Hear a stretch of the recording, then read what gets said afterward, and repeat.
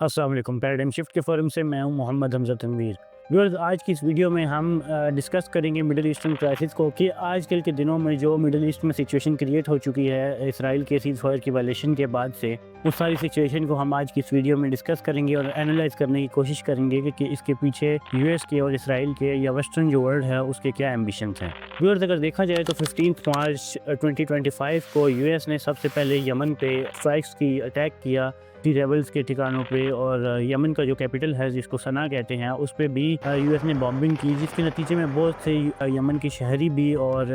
According to the U S media بہت سے ہوتھی ریبلز بھی اس میں مارے گئے۔ تو ایک انٹرسٹنگ چیز یہ ہے کہ اس اٹیک کے 2 دن بعد ہی 18 مارچ کو اسرائیل نے غزہ پہ اٹیک کر دیا، اور یونیلیٹرلی جو سیز فائر تھا اسرائیل اور حماس کے درمیان اباؤٹ دی غزہ اور غزہ کی جو پیس کے حوالے سے جو ایک سیز فائر ان کے درمیان ڈسکس ہوا تھا، سائن ہوا تھا، اس کو یونیلیٹرلی وائلیٹ کر دیا۔ اس ساری سچویشن کے نتیجے میں اب تک 700 سے زائد غزہ کے انوسینٹ سویلینز مارے جا چکے ہیں، شہید کیے جا چکے ہیں۔ لیکن ویورز، ان ساری اگر ہم صورتحال کو، ان ڈیولپمنٹس کو دیکھیں تو ہمیں یہ دیکھنے کو ملتا ہے کہ آلدو ٹرمپ اور نیتن یاہو اس وقت ایسے کارڈز پلے کر رہے ہیں جس کے تحت وہ یہ شو کرنا چاہتے ہیں کہ شاید اسرائیل اور یو ایس الگ الگ اپنے ڈیسیژنز لے رہے ہیں، انڈیپینڈنٹلی اپنے ڈیسیژنز لے رہے ہیں۔ لیکن اگر دیکھا جائے تو کہیں نہ کہیں ان دونوں ایونٹس کے درمیان یو ایس کے یمن پہ اٹیک کرنے اور اسرائیل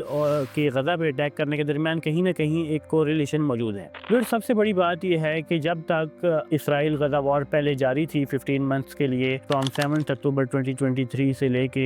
جنوری 2025 تک، تب تک سب سے اسٹرانگ جو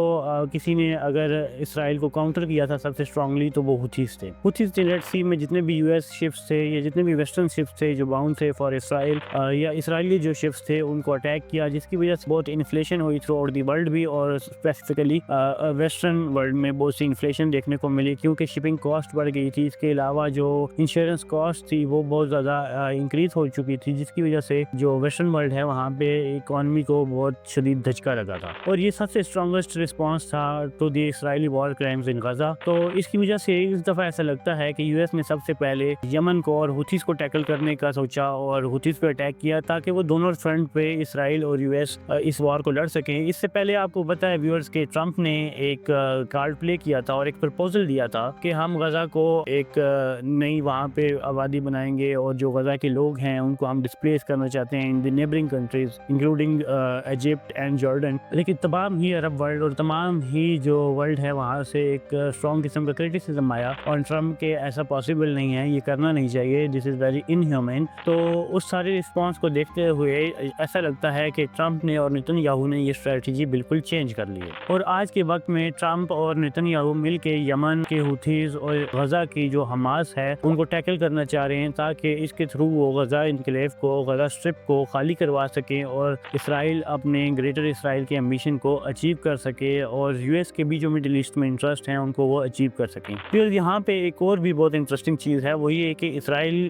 کے ساتھ ساتھ یو ایس یہ چاہتا ہے کہ ایران ایک ایسی نیوکلیئر ڈیل کرے کہ جس کے تحت وہ یو ایس کے ساتھ اور ویسٹرن ورلڈ کے ساتھ یہ معاہدہ کرے کہ وہ کوئی بھی نیوکلیئر پاورز اچیو نہیں کرے گا، ایٹامک بم نہیں بنائے گا، نیوکلیئر بمز نہیں بنائے گا۔ اور اس کے لیے ڈونلڈ ٹرمپ نے ایران کے پریزیڈنٹ کو، جو ان کے خمینی صاحب ہیں، ان کو بھی ایک لیٹر بھی لکھا جس میں انہوں نے 2 منتھس کا الٹیمیٹم دیا کہ آپ 2 منتھس میں ہمارے ساتھ یہ نیوکلیئر ڈیل سائن کریں۔ یہاں پہ ایک بہت انٹرسٹنگ چیز یہ ہے کہ یہ 2 منتھس کا الٹیمیٹم یو ایس کی اس رپورٹس کے ساتھ، انٹیلیجنس رپورٹ کے ساتھ میچ کرتا ہے جس میں یو ایس انٹیلیجنس نے یہ بولا ہے کہ اسرائیل مڈ آف 2025 تک ایران کی نیوکلیئر فیسلٹیز کو ڈسٹروائے کر سکتا ہے، ان پہ اٹیک کر سکتا ہے۔ تو ایسا لگتا ہے کہ جو ڈونلڈ ٹرمپ نے دھمکی دی ہے وہ دھمکی بھی یہی ہے کہ یو ایس اسرائیل کے اس اٹیک کو سپورٹ کرے گا اگر ایران نے اس کے ساتھ نیوکلیئر ڈیل سائن نہ کی۔ لیکن اگر دوسری طرف ہم ایران کی بات کریں تو ایران کسی بھی صورت میں یہ ڈیل سائن کرنا نہیں چاہتا اور نہ ہی وہ کرے گا، اور اس کے لیے ایران نے رشیا اور چائنا کے ساتھ اپنے ریلیشنز کو اسٹرانگ کرنے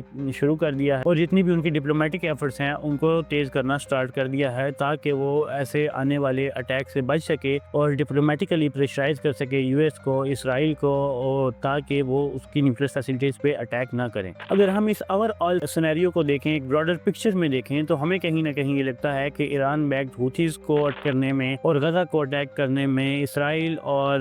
یو ایس کا یہ انٹرسٹ ہے کہ وہ مڈل ایسٹ کے سارے ایریا پہ، سارے ریجن پہ قبضہ کرنا چاہتے ہیں، جو کہ اسرائیل کے گریٹر اسرائیل ایمبیشن کا حصہ ہے، اس کے اس گریٹر اسرائیل گول کا حصہ ہے، اور اس کی وجہ سے ہی اسرائیل کے ساتھ ساتھ یو ایس کو بھی مڈل ایسٹرن ریسورسز تک پہنچنے کی ایک وے ملے گا اور ایک سہولت ملے گی کہ وہ اپنے جتنے بھی مڈل ایسٹرن انٹرسٹ ہیں ان کو وہ اچیو کر سکیں گے۔ ویورز، ہوپ فلی آپ کو ہماری یہ ویڈیو پسند آئی ہوگی۔ اگر آپ کو ہماری یہ ویڈیو پسند آئی ہے تو اس کو لائک اینڈ شیئر ضرور کیجیے گا۔ اس کے ساتھ ساتھ اگر آپ ایک اسپائرنگ رائٹر ہیں اور آپ یہ چاہتے ہیں کہ آپ کے ریسرچ آرٹیکلز اور ریسرچ پیپرز پبلش ہوں تو do visit our website, جس کا لنک ڈسکرپشن میں گیون ہے۔ تھینک یو، اللہ حافظ۔